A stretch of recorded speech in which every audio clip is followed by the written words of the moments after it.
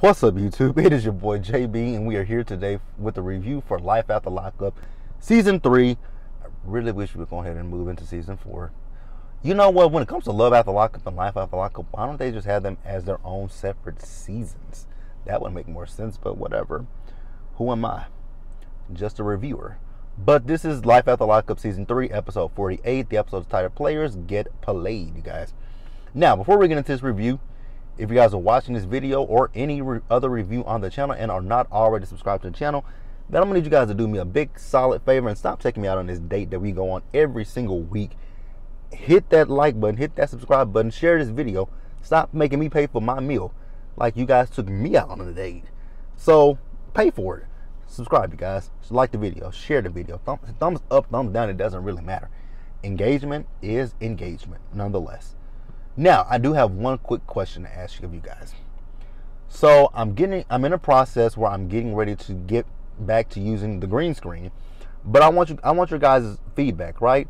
Let me know what you guys, let me know.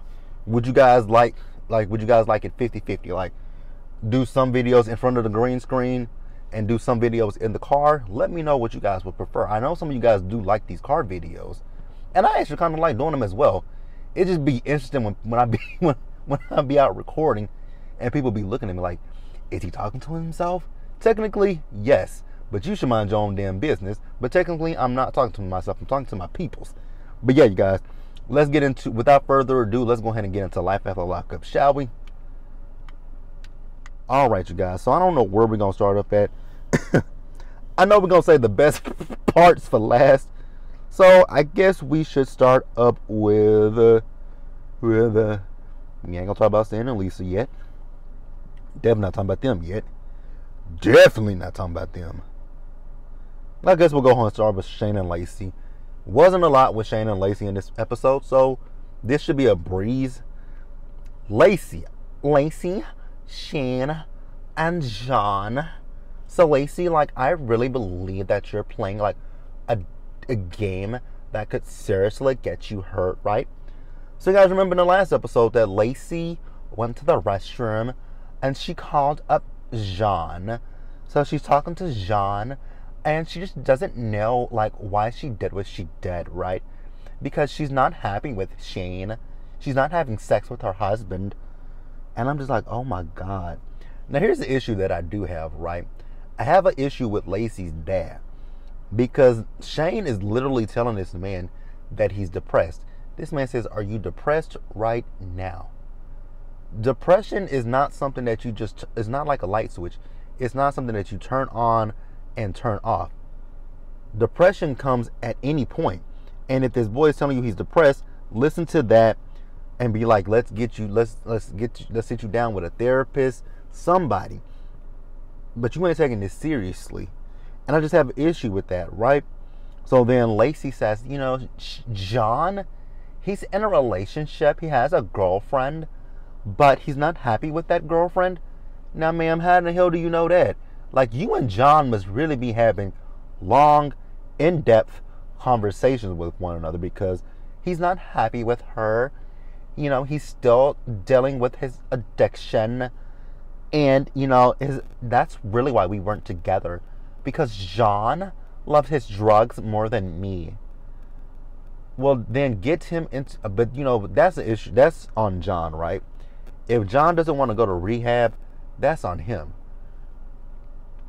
And in that instance, I don't necessarily blame Lacey. If John is so codependent on the alcohol, I don't blame her for leaving him. But he was in prison. So in prison, he technically was clean. He wasn't on drugs.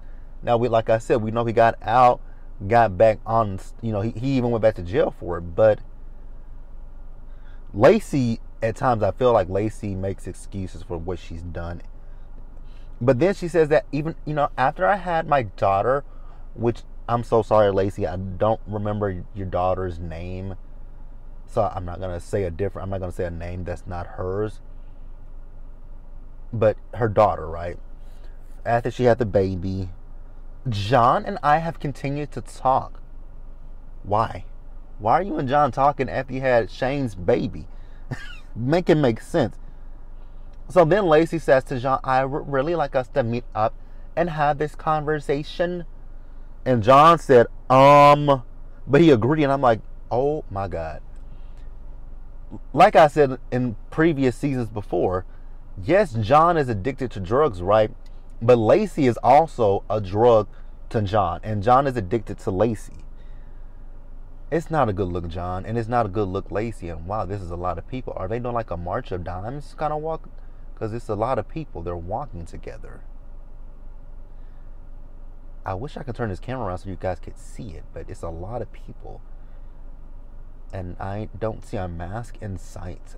Oh, good God of hell no. We're going to move on. I don't know why I did that. All right, guys. Next up, let's talk about Brittany and Marcelino. Again, I'm still confused as to why Brittany and Marcelino are back, right? I like Brittany and Marcelino. I'm not going to sit here and be like, I don't like them, right? I like Brittany and Marcelino. I really do. I like Brittany and Marcelino. I think they're in a good space. It's just with this storyline with those two, right? It absolutely makes no sense, right? I'm still stuck on the fact that Brittany and Marcelino gave someone that they knew was an ex-con and a drug addict $8,000. Where that makes sense? Where does that make any logical sense at? I got $8,000 of my money, but I'm gonna give this money to someone that is addicted to drugs. Absolutely not.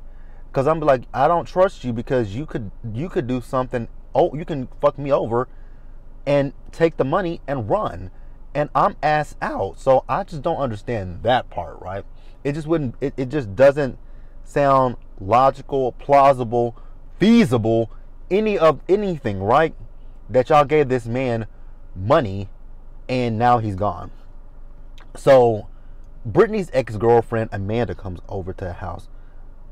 If I was Marcelino and I was watching this episode and I saw the way Brittany and Amanda were together, I'd be like, girl, are y'all still, bosom buddies, scissor sisters? What are y'all? Because I mean, the way that their feet were interlocked and intertwined, I would have been like, what's going on here, right? So Brittany told Amanda about the situation with Robert before she even told Marcelino. And like I said, Brittany and Amanda were flirting with one another, and this little boy is pointing to my car. I don't know why. Little boy, you and your mama got to keep it moving. So Amanda says that she's dating someone. I'm like, is it serious? Yeah, okay.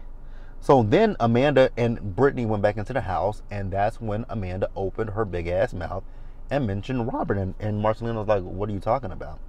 So Brittany told Amanda, I'll talk to you later. And she went and told Marcelino what's going on. Marcelino was upset about the situation, which rightfully so, right? But I'm still, like I said, I'm just still questioning this whole situation.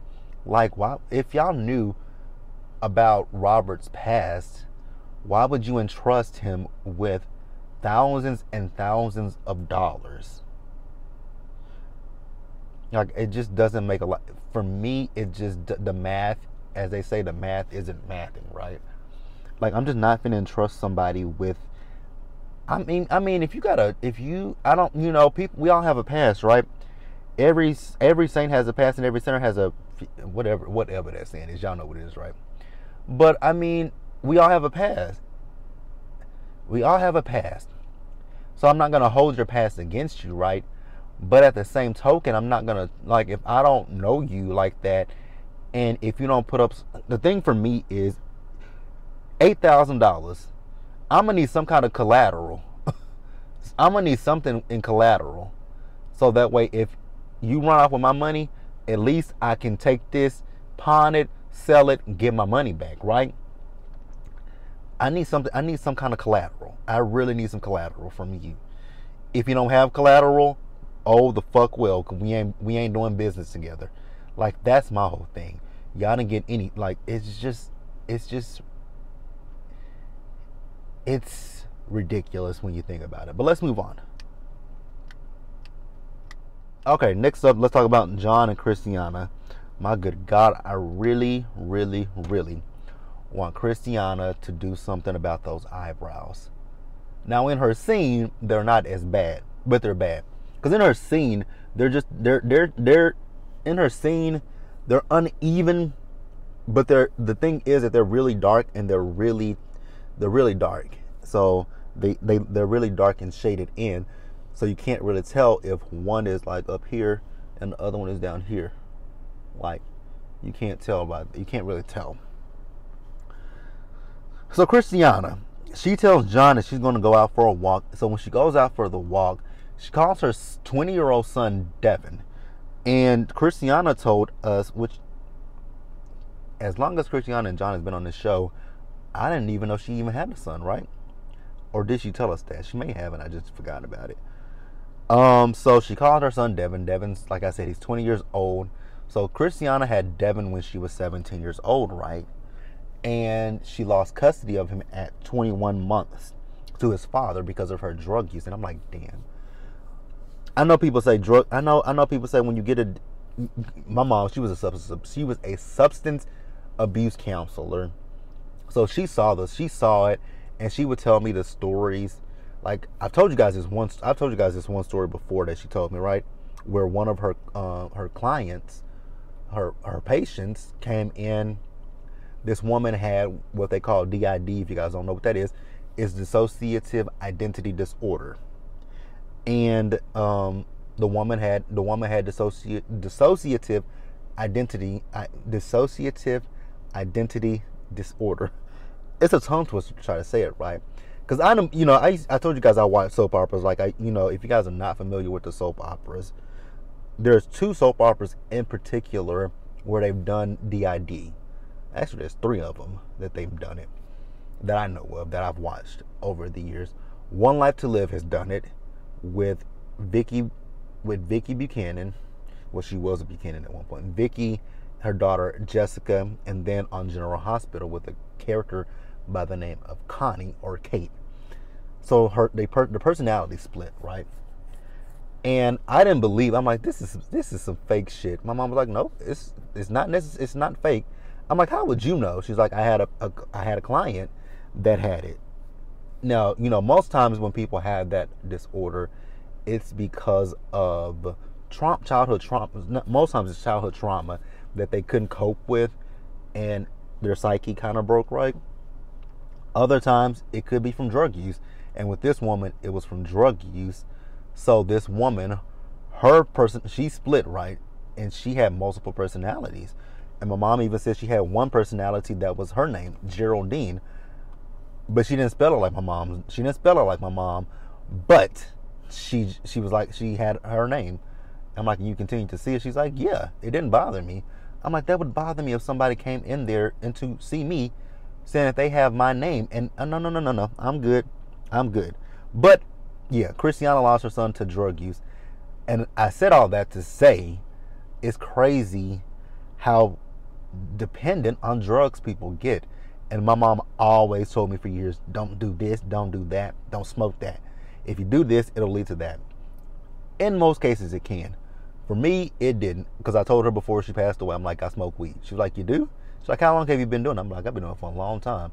I said, luckily enough, it hasn't manifested into anything else, and I don't ever intend for it to manifest. And I think the thing for me is I don't have an addictive personality. I think that's the good thing for me is my personality. I don't get addicted to things like that. I don't get addicted to. I do have it. I don't have a horribly addictive personality. So Kristianna invites her son to the wedding, right? He says he'll think about it, but also her son has some hesitancy about her and her sobriety, which I understand that because you guys remember last season when she went to the halfway house that she got back on the drugs. She got back addicted to drugs. But let's move on. I didn't mean for that to go. I didn't even think that would be that long. But let's move on. All right, guys. Next up, let's talk about Brittany and Ray. So we see Brittany. How is it that the felon is likable, but the non-felon is unlikable? I just don't see it for Brittany. I don't like Brittany. Brittany just Brittany just too much for me, right? So we see Brittany, she's out shopping with one of her friends or her sister. I don't know who the fuck it was. And we see Ray He's out shopping. Well, no, he's at work. So Ray is, Ray is happy because he's getting his first paycheck. I don't know. I wonder where Ray. I wonder what warehouse Ray works at. You know what? That warehouse gave me UPS. I'm sorry. That warehouse actually gave me UPS. And if you guys know anything about it, I don't think UPS pays that much. Because Ray was talking about how many he's worked 60 hours. He looked at his check. He was like, well, damn. Because he was talking about what he was going to do with his check before. He was going to pay some bills. He was going to save up some money because he wants to give Brittany a ring. I'm like, why do you want to get her a ring? Didn't y'all just have this conversation? And she's having this conversation with her sister or friend or whoever she's with. She's still having this conversation about the fact that she and Ray are trying to have a baby and they want to get married. I think you want to get married. I don't think he wants to get married. It's you. But like they talked about before, I don't know how it works here in Texas with the restitution. I don't know technically when you marry someone, their debt becomes your debt, right? I mean, isn't that how it works? My debt is now your debt because we are one. But Brittany still wants to get married. I'm like, girl, you are a dumbass. If you don't look up the laws to see if you will be paying half of his restitution, you're an idiot. So Ray opens up his check, and I'm really curious. I want to know how much his check was for, right? Because he was not happy. He was like, oh, damn, taxes. Well, Ray, welcome to the real world, buddy, where you do a job and they take the taxes out. It's a bitch. Because I used to look at my check like, God dang. If y'all, especially when they're talking about Social Security, that'll be depleted by what? I think they said, did they say? They said they gave a year, and it's coming up soon where they're saying that the Social Security will be depleted. Well, bitch, if it's going to be depleted, stop taking it out of the paycheck, right? If it's going to be depleted, stop taking it, motherfucker. But yeah. That is a long-ass ponytail. And it's two-toned. Okay. He's like, I see why people selling drugs. Hey, Ray, I got a job for you that you can do where you don't really necessarily have to pay taxes. Well, I mean, you still have to pay taxes because, they don't take the taxes out right away, but you still would have to pay the taxes later. But all you have to do is create a LLC or something like that, Why don't you and Brittany just do OnlyFans? OnlyFans, do YouTube, do Pornhub, do what else is there out there? Do Patreon. They don't necessarily take the money out. They don't take the taxes out. You have to pay those taxes. Create a LLC. Do a tax write-off. Because that's exactly what I'm going to do that with this YouTube channel. I gotta create my LLC. I gotta see if my name is available. That's the one thing I need to do. See if my name is available. 7777 81119. Aw. So that's when someone. Okay. I don't know. I really don't know what's going on at this park, and it's a distraction. But we're gonna move on. All right, you guys. Next up, let's talk about Stan and Lisa, and then we'll wrap it up with Deontay and Nicole. So Stan. Stan is an interesting character, right? Stan is an interesting guy. So we see Stan, and he's wrapped up in this quilt or blanket, and Lisa's trying to check his temperature. She's like, "Want me to stick it up your butthole?" No, ma'am. That is not a rectal thermometer. That is. I've never understood the rectal thermometers, to keep it real with you. I have never understood a rectal thermometer. I was about to say something. I'm going to say something. Yeah, I'm going to go ahead and say it. I don't understand rectal thermometers. And then there was one year, we're going to get a little graphic. Trigger warning. Just being it's going to be a little graphic. So I was sick one year, right?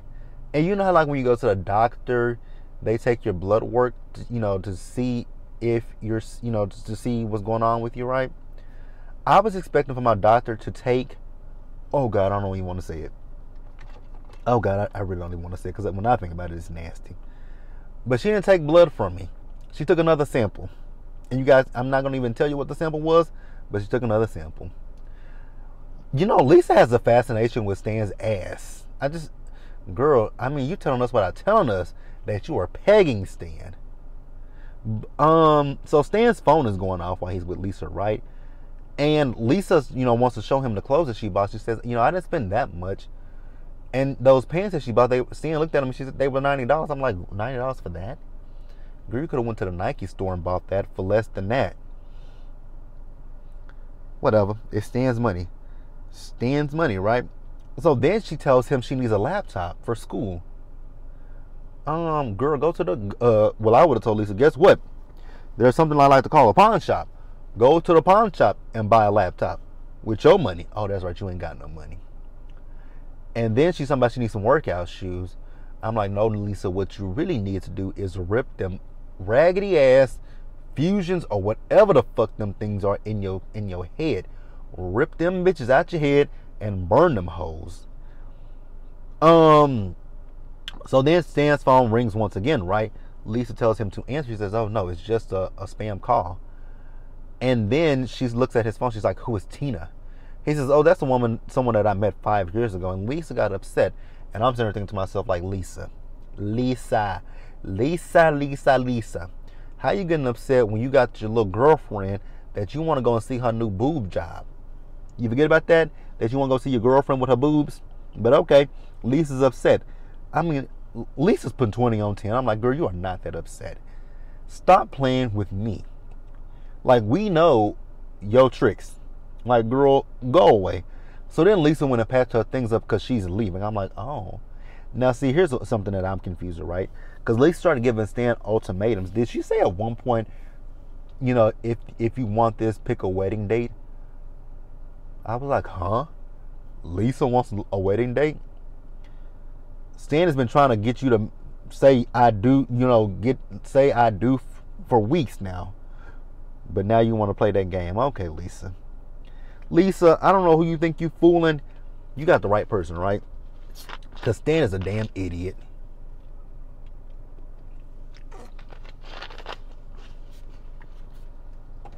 A fucking idiot. Did Stan say he spent $25,000 on Lisa? For what? How much was that car that you got her? Stan, you cheap. For you to be so-called rich, which I get it. I'm frugal myself, but damn. You are cheap as hell. I mean, look at your house. Your house just screams, I'm broke. I'm broke. Well, let's move on and wrap up the episode. All right, you guys. So, the end of the episode, Nicole and Deontay and Ty. So, I refuse to call the girl Tia. She just does not look like a Tia. She looks like a Ty. I mean, she is just very butch and very masculine. Like, damn. So, you guys remember that Nicole had an interview at the tennis salon. I was so confused. Like, what kind of salon, what kind of interview was this, right? It was the interview for me. They never sat down. The woman did ask her about her work history. Obviously, Nicole hasn't worked since before she went to prison. And so Nicole doesn't have a lot of work experience. So Nicole told her she went to prison. So the woman asked her, what did you go to prison for? She asked her, what did you go to prison for? So Nicole said, I went to prison for robbery. The woman looked like, huh? Her face was like, oh no, we're not hiring you. But Nicole said, I know that sounds bad. Girl, you think? She says, but I didn't rob businesses. Well, girl, who did you rob? Girl, who did you rob? I'd rather you rob a business. I'd rather you rob a business than you robbing actual people, right? Like, I would rather you steal from a business than an actual person. Because that way, I mean, that one I could kind of justify, right? Technically, I really can't justify that one, but I could give you a little bit of justification with that. Like, you technically didn't steal from people, you didn't break into people's homes, hold them at gunpoint, i.e. Tom Girardi. You know, hold people at gunpoint and try to rob them. What you did was you went into a business, an established business, and took their products. I ain't gonna put myself on Front Street too much. Actually, I'm not gonna put my business out there because y'all are nosy. But you know, I ain't no saint. I'm not perfect. But girl, I'm like, Nicole, I don't think you're gonna get the job. So then Nicole leaves out and Ty is there. Now Nicole thinks she got that one in the bag, and Ty's like, girl, you are too cocky. And I'm like, exactly. I'm like, Nicole, how did you think you had that in the bag?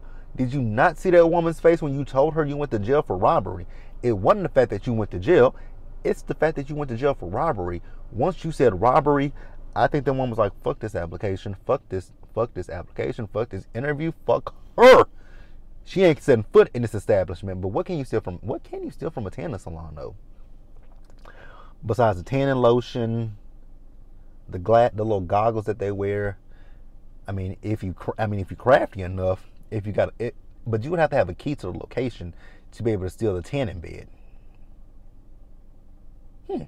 But I mean, she could steal from it. She could steal. Because the woman says, you know, you're only gonna get you won't even. Did she say you'll only get 30 hours? Because it's part-time, right? It's part-time. I'm like, that ain't bad to start. I mean, for part-time, that's really not bad. Or did she say 20 hours? 20 or 30. Whichever one she said. I'm like, that's not really bad. If you think about it, it's not bad for part-time. Depends on how much they pay. Where we at?